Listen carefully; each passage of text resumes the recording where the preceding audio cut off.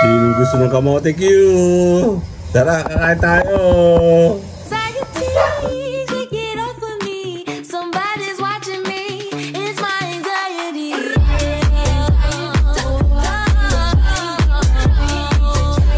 Yan ang kakain tayo ng ito na yung akin kamote Q.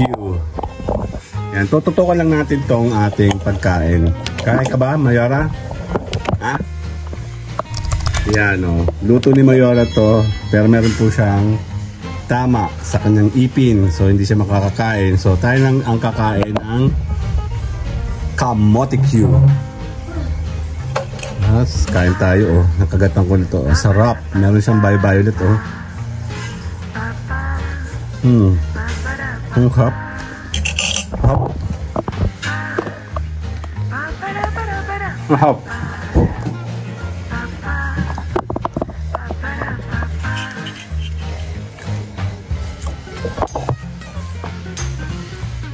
Actually, ayaw kumain ng Mayora. Tikman natin ito. Masarap ito eh. Matamis na siya, meron na siyang asukal oh. Balit-balit pa oh. May nagtataba sa labas kaya maingay. Hindi tayo, mga 3 minutes lang to.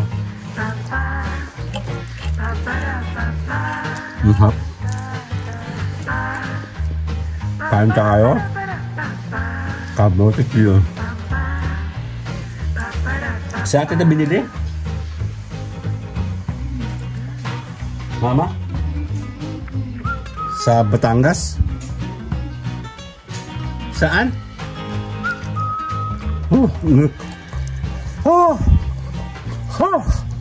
Aek!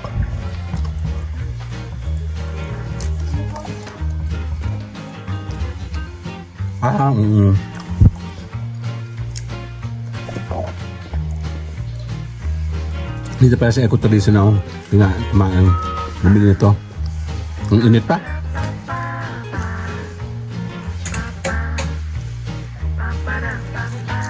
Ha!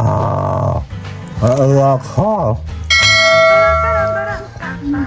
Ha! Ang unok!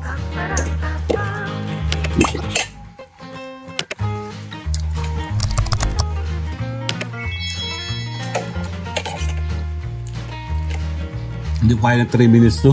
Uubusin ko to siguro mga 10 minutes. Kawawa naman si Mayora, hindi siya nakakakain. Ang tama yung dila niya. Ang init naman, sandali. Ibukan natin para lumabas yung kanyang init. Ayan. Paborito ko to actually versus dun sa banana Q. Pero masarap din banana Q. Nung bata kasi ako, hindi ako nakakakain ng banana Q. Mas mahal kasi yung banana Q sa may kamote Q. Kaya hanggang kamote Q lang nabibili ko. Tapos nung natikman ko yung kamote Q, masarap naman siya ko. Ay, the best. Yung nga lang, utot ako ng utot dito. Totoo ba yun? Ayan o, sarap po. Salo lumamig na siya. And tuloy-tuloy tayo sa kain. Naka-live po ako ngayon. Nakatutok lang tayo sa pagkain kasi ayaw na namin sa katawan namin. Ang lalaki na namin. Kain tayo, okay? Tatapusin natin to ng 5 minutes. Ahap. Bawas-bawas na. Yung kanyang.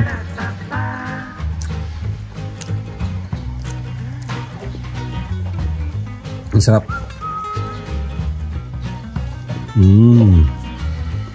Kain tayo mga B. Bawas-bawas na. May pagka-ubi siya, di ba?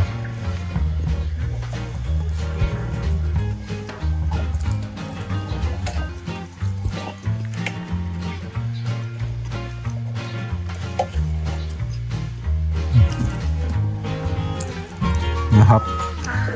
Sarap niya, oh. Okay.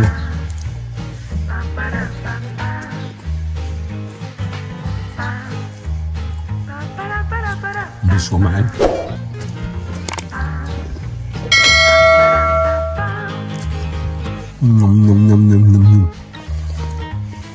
Okay, see you guys later na. Bye-bye na. Bye-bye!